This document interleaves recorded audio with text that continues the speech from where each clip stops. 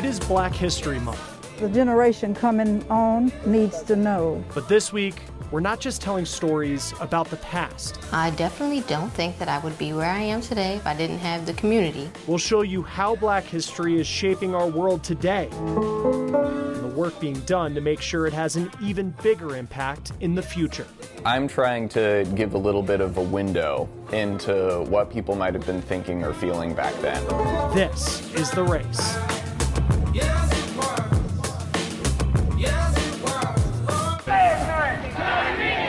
It has been a week of protest and reflection in Memphis as mourners gathered to celebrate the life of Tyre Nichols.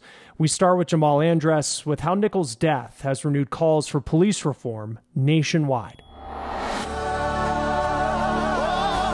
As mourners paid their respects to 29-year-old Tyre Nichols, there was a consistent message.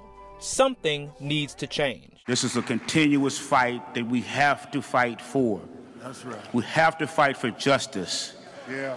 We cannot continue to let these people brutalize our kids.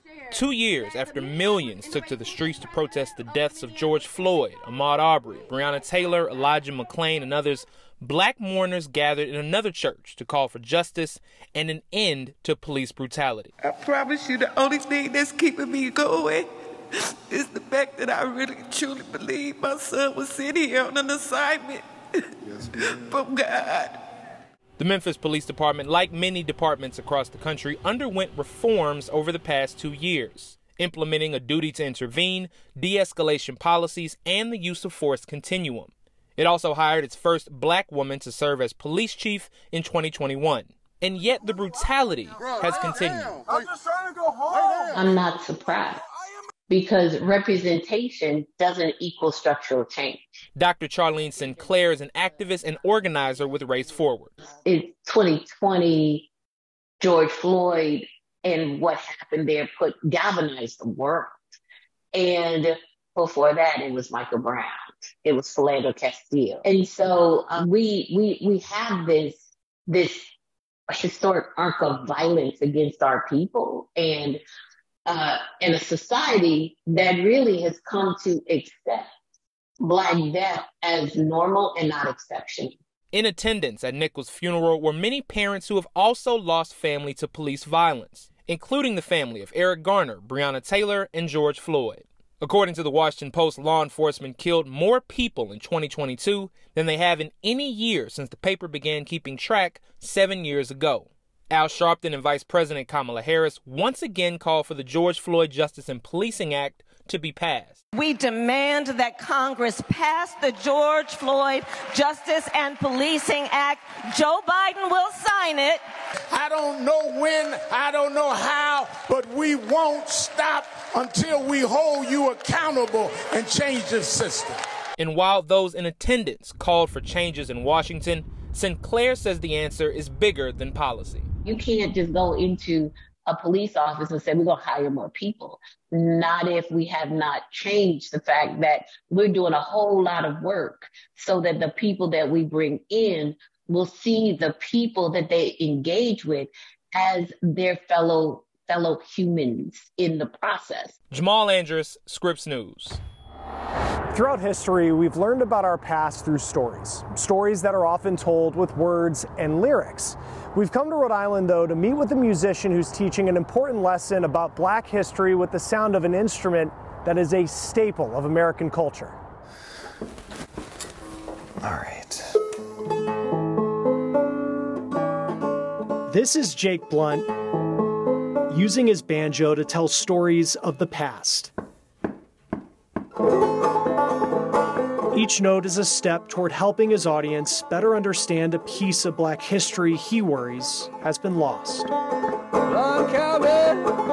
I play traditional Black folk music. The banjo is not exclusive to one musical style, but today it is largely associated with country and bluegrass, two genres that have struggled with diversity. It isn't typically thought of as a Black instrument anymore.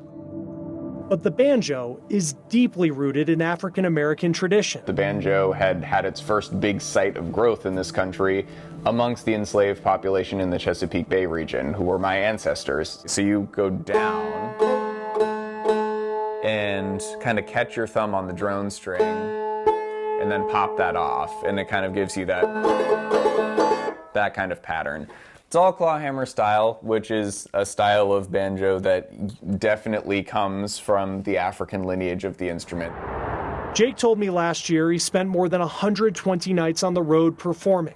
He says with each show, he's teaching people how the banjo came to be part of American culture. What we know is that when enslaved people came to the Americas, they had either the physical instruments that they brought from Africa or the knowledge of how to make them. So this is an accounting, which is played by the Jola people.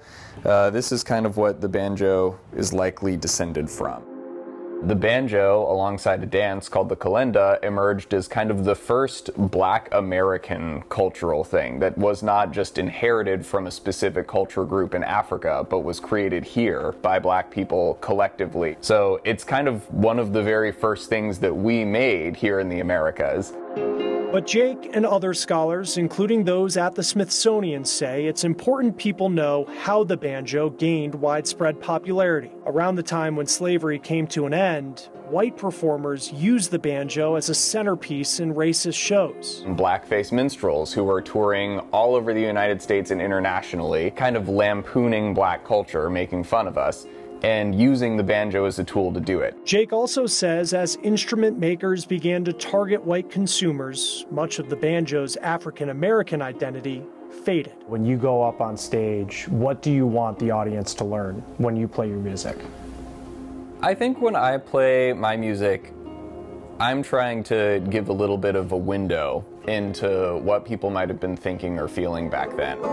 He also told me why it's important during a month when we recognize Black history, we recognize the contributions of those who were part of it, who he says aren't talked about enough. The music that we have passed down from that time is the most complete and in some ways the most honest text we have to tell us what our ancestors thought of the world, the way that they saw things, and who they wanted us to be.